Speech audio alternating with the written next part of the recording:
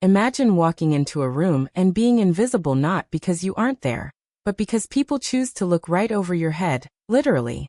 I spent 24 years being the person everyone ignored, the cute little person who was great for a pity hire but never for a promotion, until the day I burnt the entire local fashion industry to the ground and rose from the ashes as the person who now signs their paychecks. Was I wrong for systematically destroying the careers of the 3 people who laughed at my dreams? Or would you have done the exact same thing if you were tired of being treated like a mascot instead of a human being? I really need you to listen to this and tell me if my revenge went too far, because honestly, I've never felt more alive than I did when I watched their little empires crumble while I took my walk down the runway. My name is Sarah, and I stand at exactly 4 feet tall. Growing up, I didn't see my height as a limitation, but the world certainly did. I fell in love with fashion when I was 6 years old, draped in my mother's oversized silk scarves, pinning them into silhouettes that made me feel like a giant.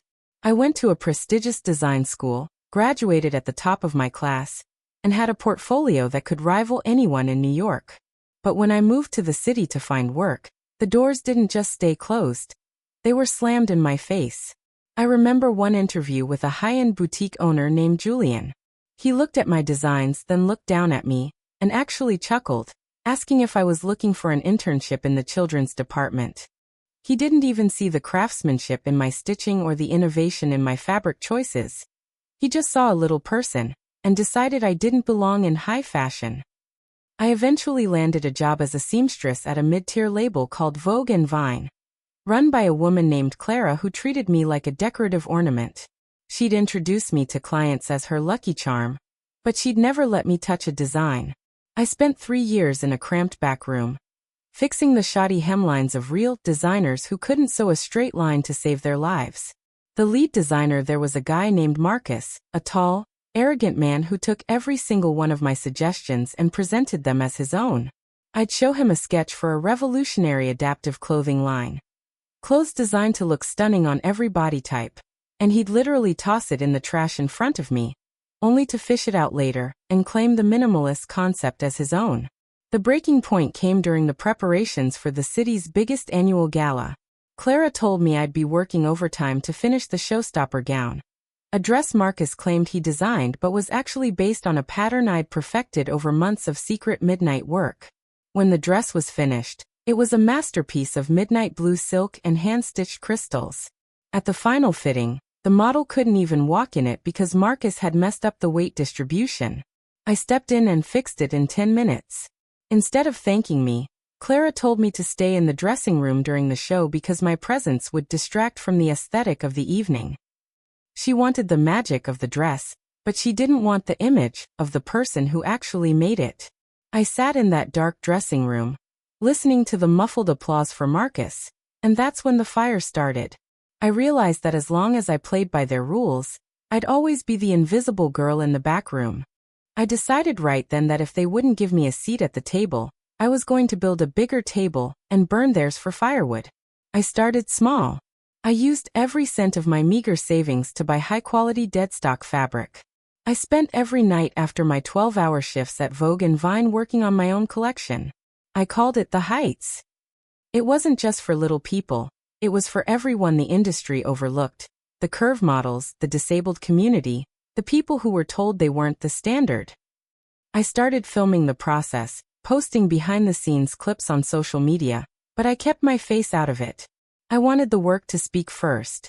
I spent months meticulously crafting 24 distinct looks, each one a testament to the skill Marcus had tried to bury. I remember the night I was working on a velvet jumpsuit designed specifically for someone with limited mobility. The zippers were magnetic, the seams were reinforced, but it looked like something you'd see on a Parisian catwalk. I was exhausted, my hands were cramping from the intricate beadwork, and my eyes were blurry from the dim light of my studio apartment. But every time I felt like quitting, I'd remember Clara's condescending pat on my head or Julian's sneering laugh. That was my fuel. I began building a digital community of outsiders. I reached out to models who had been told they were too short, too wide, or too different.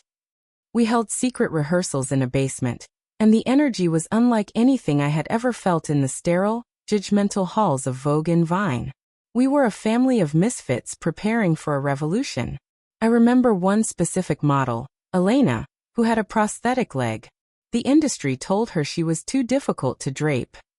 I designed a skirt for her that didn't just hide the prosthetic, but highlighted it with gold filigree that matched the fabric. When she saw herself in the mirror, she cried, and I realized this wasn't just about my revenge. It was about our visibility. Meanwhile, at my day job, the tension was reaching a fever pitch. Marcus was drowning. He had been given a massive budget for the spring collection, and he was blowing it on expensive lunches and inspirational trips, while expecting me to do the heavy lifting. I started leaving trend reports on his desk, fake ones I'd mocked up, suggesting that the next big thing was structural deconstruction, using heavy, non-breathable synthetics. I told him, with the most innocent look I could muster, that the top houses in Milan were all moving toward this stiff, unforgiving aesthetic. He fell for it hook, line, and sinker. He actually told Clara that he had envisioned a new era of rigid elegance. I watched him order rolls of the most difficult, heat-sensitive fabrics known to man. I even went as far as fixing his sewing machine settings so that the tension was just slightly off, not enough to notice during a quick stitch, but enough that a whole garment would unravel if the wearer moved too aggressively. It was psychological warfare.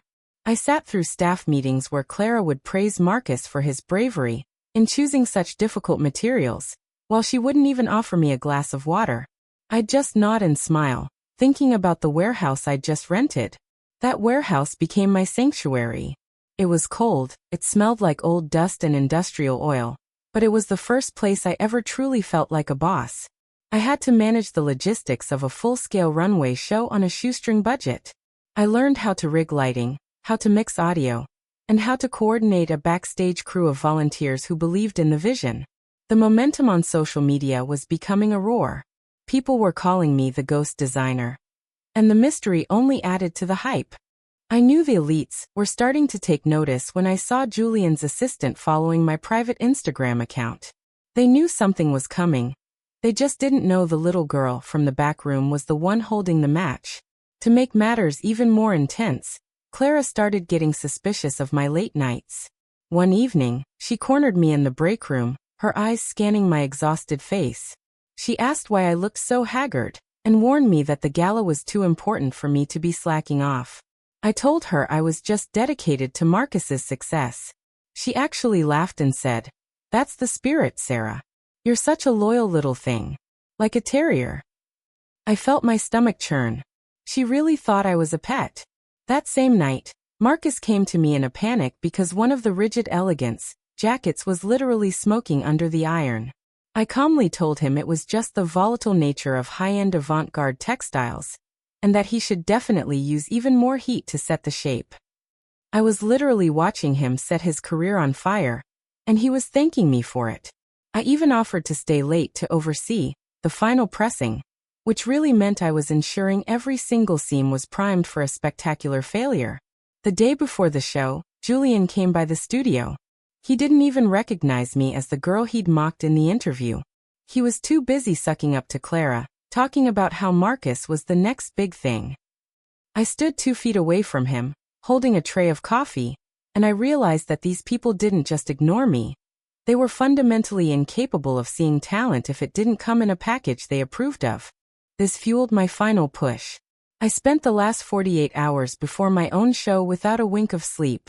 I was hand-sewing the final labels into the Heights collection, labels that read "Designed by Sarah, the girl you overlooked."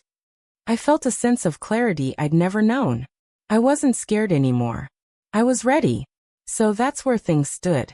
I was a lucky charm by day and a revolutionary designer by night, preparing to sabotage my boss while launching my own empire. I was risking my entire reputation, my livelihood, and my future on one single night of chaos. Before I tell you how the confrontation went down and how I finally stepped into the light, I want you to pause right here. Look at the situation I was in. I was being exploited, hidden, and mocked. Do you think I was being too calculated? Was it wrong of me to set Marcus up for failure, or was it just justice? Comment below what you would have done in my shoes before you hear the rest. The night of the Fashion Week Gala arrived. Clara's show was the headline event at the Lincoln Center. I was backstage, tucked away as usual, ostensibly there to handle emergencies. Marcus was strutting around in a custom suit, drinking champagne and taking credit for the bold structural choices of the collection. He didn't realize that the structure was held together by hope and the wrong kind of thread. When the first model went out in a stiff, metallic gown I had helped him design, it looked okay for about 30 seconds. Then, under the heat of the heavy stage lights, the synthetic blend began to warp. The hem started to sag visibly. By the third model, a seam literally popped on the runway, revealing the model's undergarments to the entire front row of Vogue editors. It was a disaster. The audience wasn't just silent. They were whispering, pointing, and laughing. Clara was turning a shade of purple I'd never seen before, her lucky charm, nowhere to be found because I had already slipped away. Marcus was panicking, screaming at the models, blaming the cheap labor for the failures of his own designs. He actually tried to find me to blame me, but I was already miles away. Amidst the chaos, I quietly slipped out the back door where a car was waiting. 10 minutes later, I arrived at my warehouse. The vibe there was the polar opposite of the funeral-like atmosphere at Clara's show. It was electric. It was raw, it was diverse, and the music was thumping. I had hired models of all shapes, sizes, and abilities, and they looked like gods and goddesses in my designs. When my collection hit the runway, the room went dead silent, but for a different reason. The clothes were perfect. They were elegant, bold, and inclusive. For the final walk, I didn't stay backstage.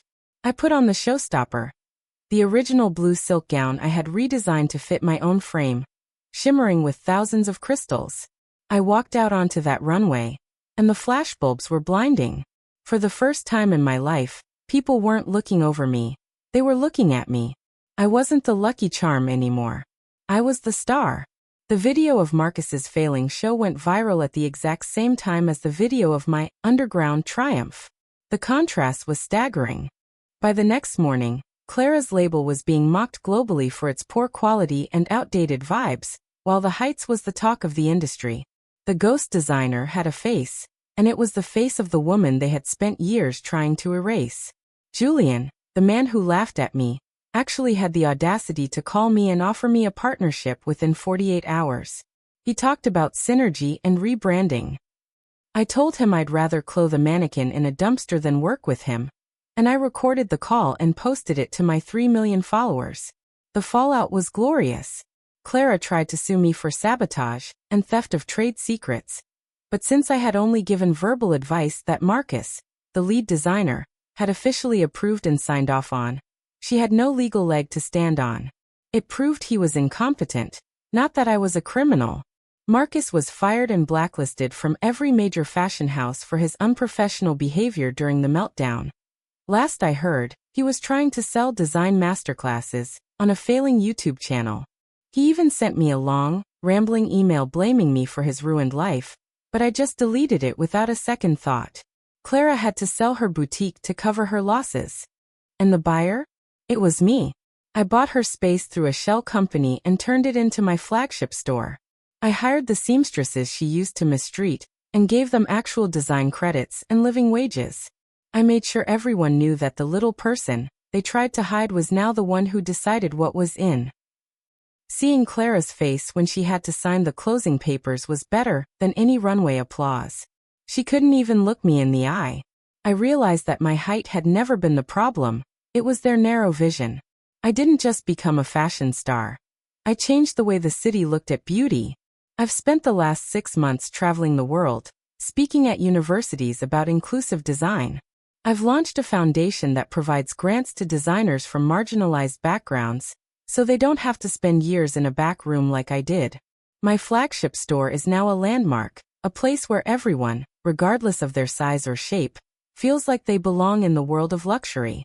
I even had a full circle moment where I was invited to be a guest judge on a major fashion competition show. The same show Marcus had once dreamed of being on. I sat in that judge's chair and realized that the view from the top is much better when you've built the ladder yourself.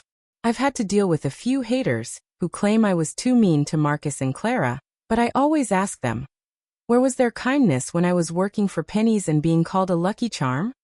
The industry is changing, And I'm proud to be at the forefront of that change. I'm no longer the invisible girl. I'm the one the world is watching. Looking back, I don't regret a single thing. Some people tell me I should have just left quietly and started my own thing without the drama, but if I had, they would have just done the same thing to the next person who didn't fit their mold. Sometimes you have to break the old system to build a better one.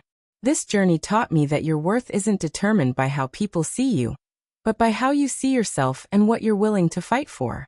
I'm now preparing for my first Paris show, and I'm doing it on my terms, with my people, and at my height. If you are on my side and think I did the right thing by taking back my power, please hit that like button. It really helps the channel grow, and lets me know you enjoy these stories of justice. Subscribe so you don't miss the next one, because I have plenty more stories of people who were underestimated and came out on top. And seriously, I want to hear from you. Share your final thoughts on this whole mess in the comments section.